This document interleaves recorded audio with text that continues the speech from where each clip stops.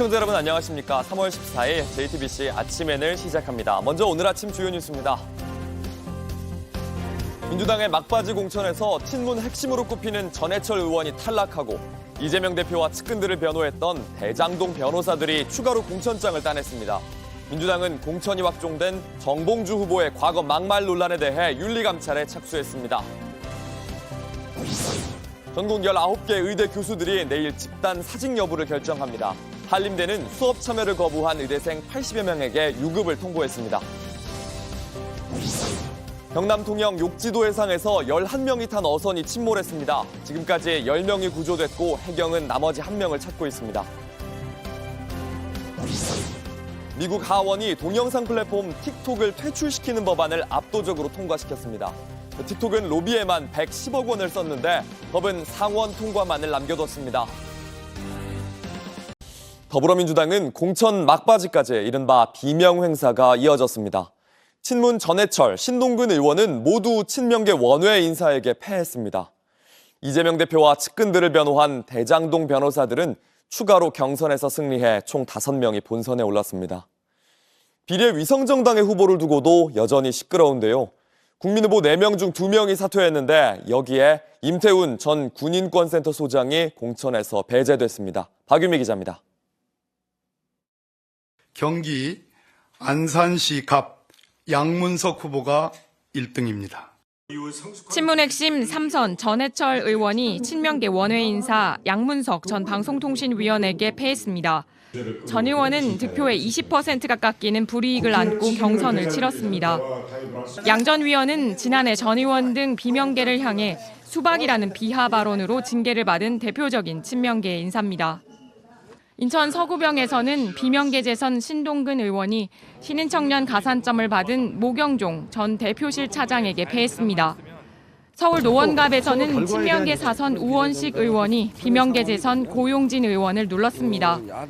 대장동 변호사 이건태 당대표 특보와 김기표 전 청와대 반부패 비서관도 경선에서 승리했습니다. 이재명 대표와 측근들을 변호했던 이른바 대장동 변호사 가운데 5명이 이번 총선에서 공천장을 받았습니다.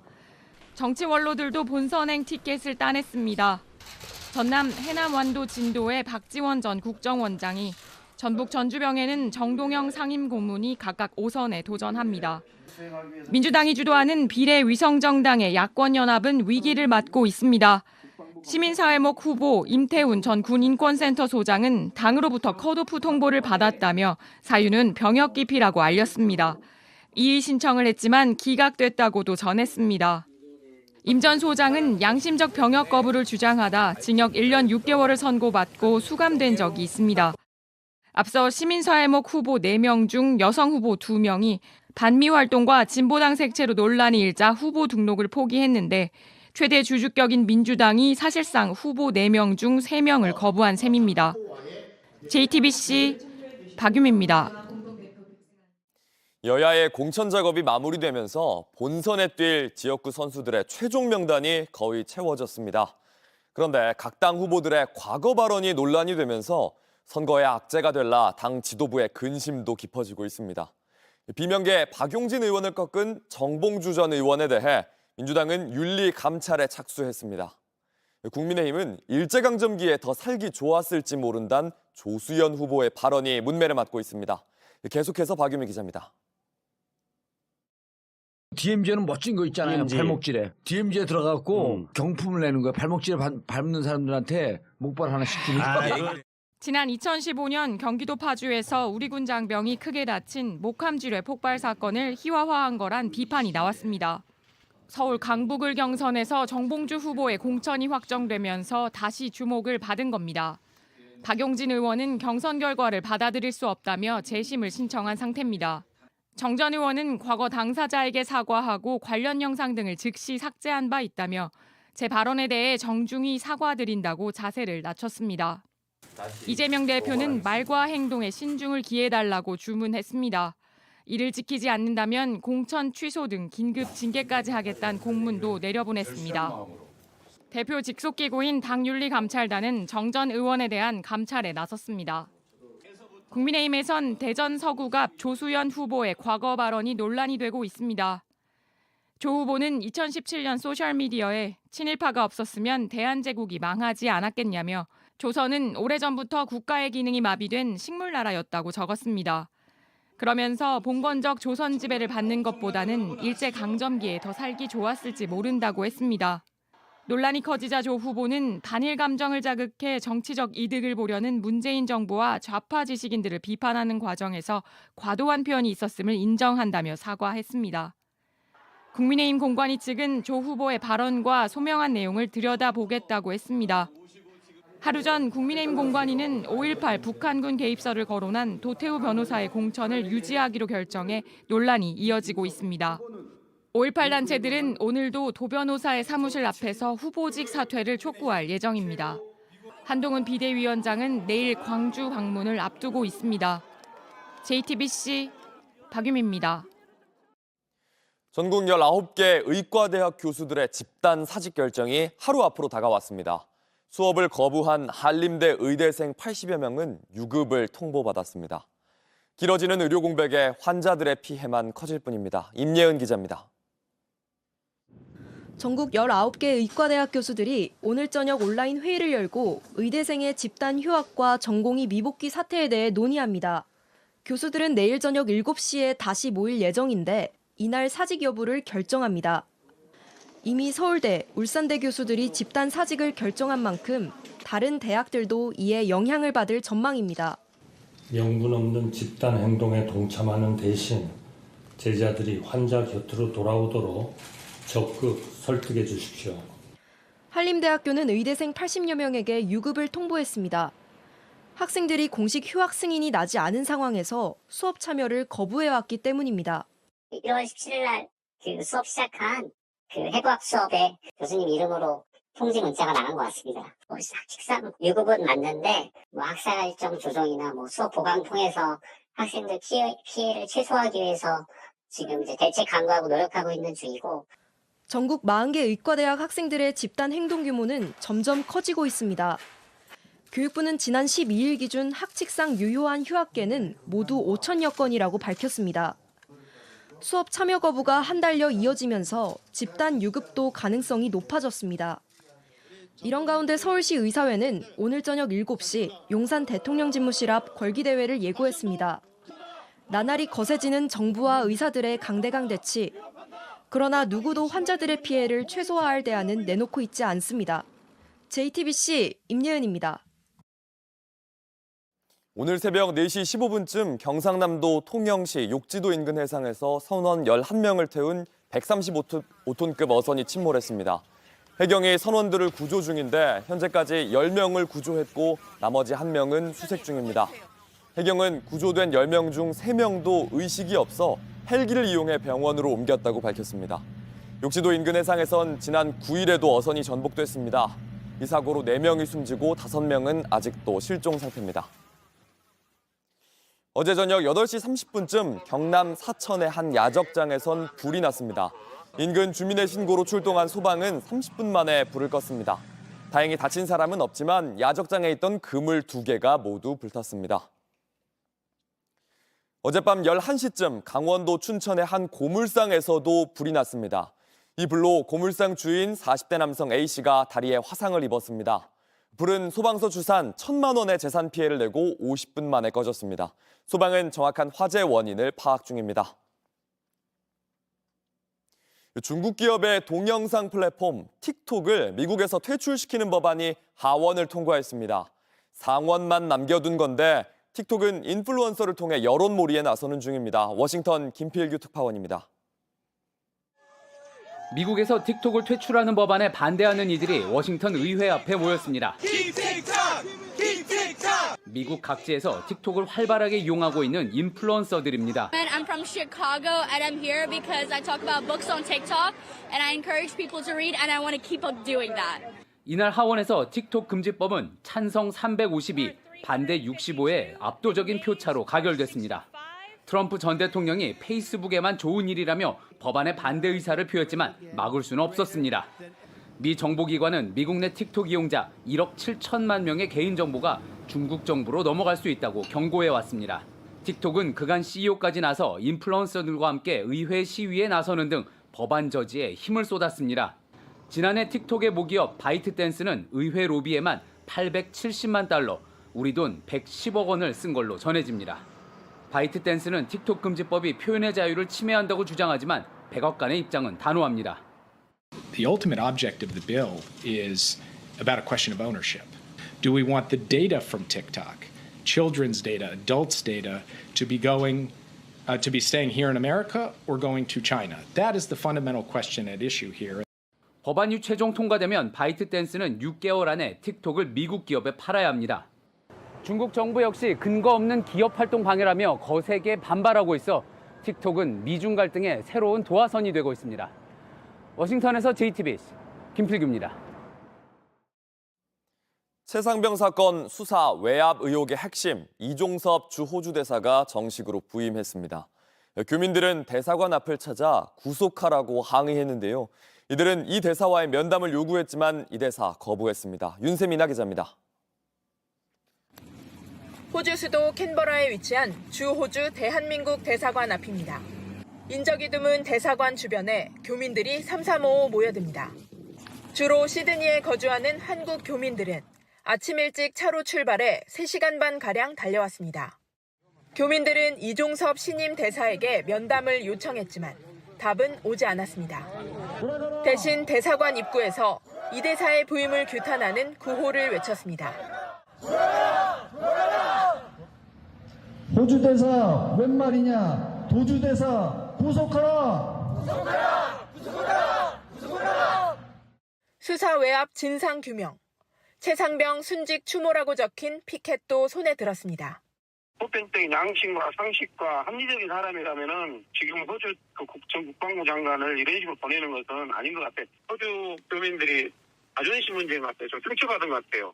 이런 가운데 이 대사는 호주 외교부 의전장을 만나 신임장 사본을 제출하고 외교관 신분증을 받았다고 외교부가 밝혔습니다. 정부는 이 대사의 부임에 문제가 없다는 입장입니다. 그거를 기다리느라고 해야 되는 외교적인 조치를 안 하는 거는 저는 그건 좀 안 맞는 것 같습니다. 외국에 대사로 나갔다고 안 들어온다? 그거는 있을 수가 없는 일이죠. 하지만 여당 내부에서도 이 대사의 임명 절차가 매끄럽지 않았다는 비판도 나왔습니다. 나경원 전 국민의힘 의원은 한 라디오에서 대통령실이 이 대사를 임명하는 과정이 매끄럽지 않았다는 부분은 매우 안타깝게 생각한다고 말했습니다. JTBC 윤세민입니다. 카타르 아시안컵에 출전했던 축구 국가대표팀 일부 선수들이 대회를 코앞에 두고 카드 도박을 한 사실이 뒤늦게 드러났습니다. 축구계에 따르면 대표팀 선수들과 대한축구협회 직원이 카타르 아시안컵을 준비하는 전지훈련 중 숙소에서 돈을 걸고 카드 놀이를 한 사실이 드러나 축구협회가 진상조사에 나섰습니다. 협회는 큰 돈이 오간 건 아닌 것으로 보고 있지만 사안을 엄중하게 보고 추가 조사를 벌일 예정인 것으로 전해졌습니다. 온라인에서 화제가 된 뉴스, 화제가 될 뉴스를 전해드리는 시간입니다. 아침엔 소셜픽입니다. 챗GPT가 실제 로봇에 들어간다면 어떻게 될까요? 오늘 한 인공지능 회사가 인공지능을 탑재한 로봇의 영상을 공개했습니다. Hey, Figure One, what do you see right now? I see a red apple on a plate in the center of the table, a drying rack with cups and a plate, and you standing nearby with your hand on the table. 먹어도 되냐고 묻자 사과를 집어 사람에게 건넵니다. 쓰레기를 상자에 다시 넣고 컵과 접시는 정리합니다. 회사는 이 로봇이 시각적 변화를 묘사할 수 있으며 어떻게 행동할지 계획하고 그 이유도 설명할 수 있다고 합니다. 다른 영상을 보실까요? 질문을 듣자 이해하고 커피 머신을 작동시키는 모습도 볼 수 있습니다. 실물 로봇에 인공지능을 탑재하는 일이 현실로 성큼 다가온 건데요. 그런데 며칠 전 외신은 인공지능에 대한 무시무시한 보고서를 하나 공개했습니다. 미국 국무부가 민간 기업에 의뢰한 AI 관련 보고서의 내용인데요. 가장 진보한 인공지능 시스템이 최악의 경우 인류를 멸종시킬 위협이 될 수 있다. 이런 결론이 담겼습니다. 이 보고서가 미국 정부의 견해를 대변하는 건 아니라지만 미 국무부도 AI 기술의 위험성을 살피는 중인 겁니다. 인공지능 그리고 로봇은 우리에게 어떤 변화를 가져다 줄까요? 관객들이 극장에서 함께 노래를 부르고 응원도 하는 상영회를 싱어롱이라고 하죠. 최근 영화 파묘의 흥행과 함께 새로운 싱어롱이 등장했다고 하는데요. 바로 구더롱 상영회 안내문입니다. 노래를 따라 부르는 상영회가 아니라 경문을 따라 부르는 상영회. 자유롭게 경문을 따라 부르고 오열해도 괜찮다고 써 있습니다. 영화 속 대살굿의 가사집을 기념품으로 준다고도 하는데요. 무슨 내용일까 싶은데 영화 속 축경, 태을보신경의 내용을 공개한 적도 있어서 팬들은 새로운 굿즈에 크게 기대하는 분위기입니다. 싱어롱, 영화를 즐기는 다양한 방법 중에 하나입니다. 노래를 부르는 건 물론 함께 응원봉도 흔들고 춤추는 일도 가능합니다. 그동안 음악 위주의 영화에서 주로 볼 수 있었는데 으스스한 분위기의 파묘에선 어떨지 기대되는데요. 아직 공식 공지가 없어서 진짜 열리는 행사인지 의견이 분분했는데 제작사 관계자에게 직접 물어보니 진짜 한다 확인을 받았습니다. 영화 파묘 1000만 관객까지 이제 100만 남짓만 앞뒀습니다. 좋아하는 아이돌이나 캐릭터의 인형 등과 함께 즐거운 순간을 담는 걸 온라인에서 예절샷이라고 부릅니다. 그런데 이 여행지에선 예절샷 찍는 거 주의하셔야겠습니다. 한 K-팝 아이돌 팬이 일본 가마쿠라에서 예절샷을 찍으려는데 웬 새가 인형을 낚아챕니다. 소셜미디어에 너무 마음이 아프다 이렇게 올렸는데 기적 같은 일이 생겼네요. 한국인 관광객이 인형을 발견해 주변에 걸어두고 왔다 연락을 남긴 겁니다. 한참 시간이 지났지만 바로 달려가서 인형을 구해내는데 성공했습니다. 사실 이런 일들 적지 않게 일어났는데요. 바닷가에서 인형을 빼앗겨 주변 관광객과 다 함께 찾았다는 글이 소셜미디어에 종종 올라올 정도입니다. 다행히 이번엔 여행이 끝난 뒤 인형과 함께 즐거운 시간을 보내는 모습도 볼 수 있었습니다.